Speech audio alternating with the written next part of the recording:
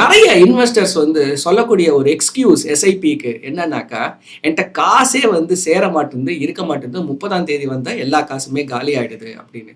எதனால் காசு சேர மாட்டேங்குதுன்னா அதுக்கு ரீசன் என்னன்னாக்கா, copying the life style.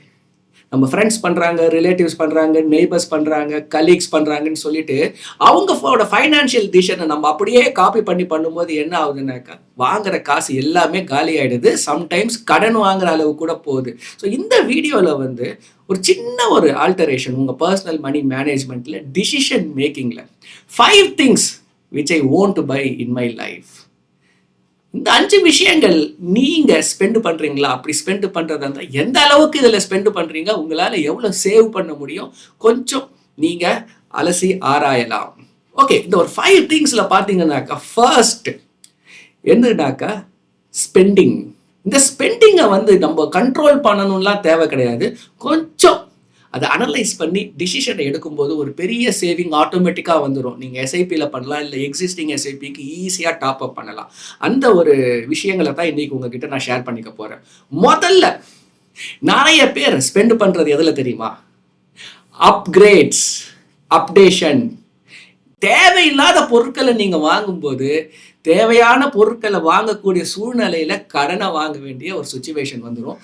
Updation வேண்டாம் லைஃப்பில். தேவைப்பட்டுச்சுன்னா, இப்போ இந்த ஃபோன் ஒர்க் ஆகலை, இல்லை ஒரு வேறு லேப்டாப்பு ஒர்க் ஆகலை வாங்கணும்னா இதை விட பெட்டராக ஃபாஸ்ட்டாக இருக்கக்கூடியதாக வாங்குங்க. பட் தேவையில்லாத சேஞ்ச் பண்ண வேண்டாம். ரெண்டாவது பார்த்தீங்கன்னாக்கா, items on sale and discount, spontaneous purchase. நம்ம என்ன சொல்லுவோம்னாக்கா, நம்ம மைண்டு நம்மளை ஒரு சைக்காலஜிக்கல் ட்ரிக் ஒன்று பண்ணிடும். ஓகே, நம்ம ஒரு ஷூ வாங்கணுன்னே நினச்சிட்டு இருந்தோம், இப்போ பாரு 40% டிஸ்கவுண்ட் இருக்கு, அடுத்த வருஷம் வாங்க வேண்டிய ஷூவை நம்ம இப்போ வாங்கிட்டாக்கா நீ 40% சேவ் பண்ணலான்னு. ஷூ தேவை, ஆனால் இப்போ நல்ல ஒரு ஷூ 2 ஷூ வச்சுட்டு இருக்கீங்க, ஆனால் புது ஷூ 40% பார்த்த உடனே நீங்கள் என்ன பண்ணிடுவீங்க, ஷூவை வாங்கணும்னு நினச்சிடுவீங்க, வாங்கிடுவீங்க நீங்கள். ஸோ இந்த டிஸ்கவுண்ட்டில் இருக்கிற ஐட்டத்தை நீங்கள் வாங்கணும்னு முடிவு பண்ணிட்டீங்கன்னா அதுக்கு ஒரு எண்டே கிடையாது. நிறைய விஷயங்கள் என்ன ஆகும், டிஸ்கவுண்ட் வந்துகிட்டே இருக்கும், on and on and on and on. So please be aware. கொஞ்சம் அனலைஸ் பண்ணிட்டு வாங்கணுன்ற ஒரு பொருள் என்ன பண்ணுங்க, ஒரு 1 வீக் வெயிட் பண்ணுங்களேன், அதுக்கப்புறமா அந்த டிசிஷன் எடுங்களேன். Probably that might change. மூணாவது, இது என்னோட ஃபேவரேட். இது நிறைய பேர் பண்ணக்கூடிய ஒரு மிஸ்டேக்.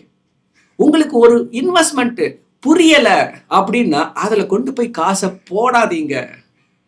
ஃபார் எக்ஸாம்பிள், இப்போ REITன்னு சொல்லக்கூடிய ஒரு investment option, fractional real estate. ஒரு ஷாப்பிங் காம்ப்ளெக்ஸ் இருக்குது. அப்போ இந்த ஷாப்பிங் காம்ப்ளெக்ஸை கட்டுறதுக்கு பெரிய காசு வேணும். அந்த ஓனர் என்ன பண்ணுவார், 50% காசு போட்டுருவார், 50% என்ன பண்ணுவார், க்ரௌட் ஃபண்டிங்னு சொல்லிட்டு வர அவர்.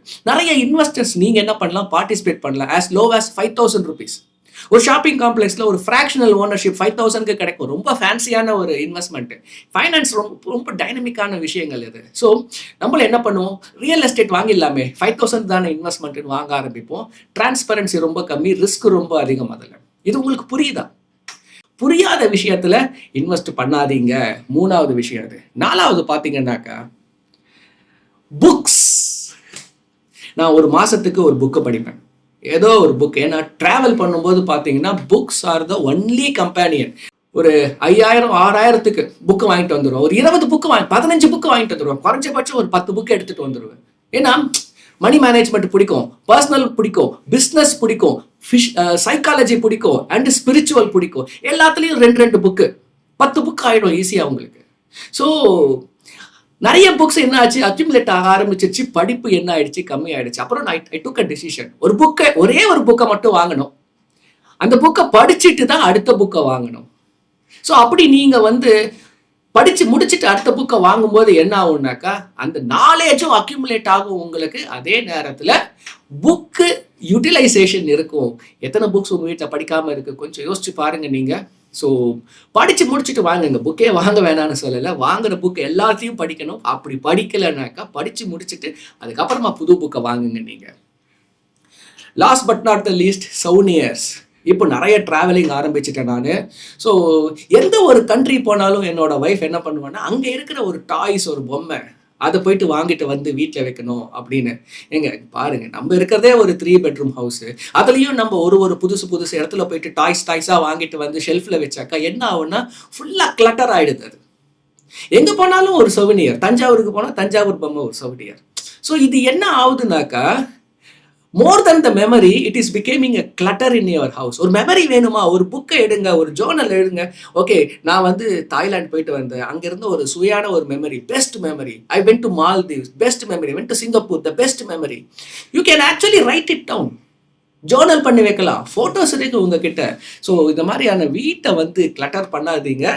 ஸோ இதை மாதிரி கொஞ்சம் சின்ன சின்ன விஷயங்கள்லாம் கூட நீங்கள் வந்து அனலைஸ் பண்ணி டிசிஷன் எடுத்தீங்க வச்சிங்களேன், ரொம்ப சேவிங், அதிகமான ஒரு சேவிங் பண்ணலாம். எஸ்ஐபியை கண்டிப்பாக இன்க்ரீஸ் பண்ணலாம். Hope something new you would have understand from this video. Stay tune. இன்னொரு வீடியோவில் இன்னொரு இன்ட்ரெஸ்டிங் இன்ஃபர்மேஷனோட மீட் பண்ணுறேன். see you, bye bye.